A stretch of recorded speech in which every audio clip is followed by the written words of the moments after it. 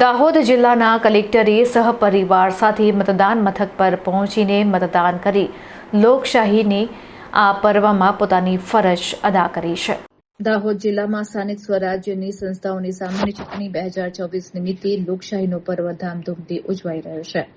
આ અવસરે જિલ્લાના મુખ્ય વહીવટી વડા અને કલેક્ટર યોગેશ નિરગુડે સહપરિવાર મતદાન મથકે પહોંચી પોતાના મતાધિકારનો ઉપયોગ કર્યો હતો। કલેક્ટર યોગેશ નિરગુડે દાહોદ સ્થિત આઈટીઆઈ મતદાન મથક ખાતે વહેલી સવારે મુલાકાત લીધી હતી। એક ઉચ્ચ અધિકારી હોવા છતાં તેમણે શિસ્તબદ્ધ રીતે સામાન્ય નાગરિકની જેમ કતારમાં ઉભા રહીને મતાધિકારનો ઉપયોગ કર્યો હતો। તેમની આ સાદગી અને ફરજ નિષ્ઠાએ જિલ્લાના અન્ય મતદારો માટે ઉત્તમ ઉદાહરણ પૂરું પાડ્યું હતું।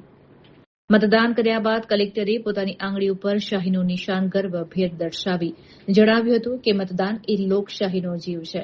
મજબૂત અને પારદર્શક વહીવટીતંત્રના નિર્માણ માટે દરેક નાગરિકે મતાધિકારનો ઉપયોગ કરવો તે પવિત્ર ફરજ છે।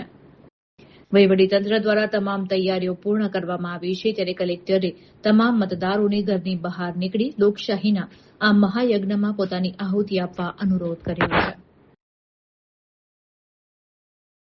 તાલુકા પંચાયત, જિલ્લા પંચાયત અને નગરપાલિકા માટે મતદાન ચાલુ થઈ ગયું છે। મેં મારા પરિવાર સાથે અહીંયા ગલાલિયાવાડ વિસ્તારમાં મારું મત નોંધાવ્યું છે। હું દાહોદ જિલ્લાના બધા નાગરિકોને વિનંતી કરું છું કે આપ પણ પોતે પરિવાર સાથે બહાર નીકળો અને મતદાન જો છે એ મોટી સંખ્યામાં મતદાન કરો। મતદાન જો છે એ લોકશાહીનું જીવ હોય છે। લોકશાહીમાં દરેક મતનું મૂલ્ય જો છે એ બહુ વધારે હોય છે અને આપનું મત મૂલ્યવાન સમજીને બધા જણા મતદાન માટે નીકળે એ હું બધાને વિનંતી કરું છું।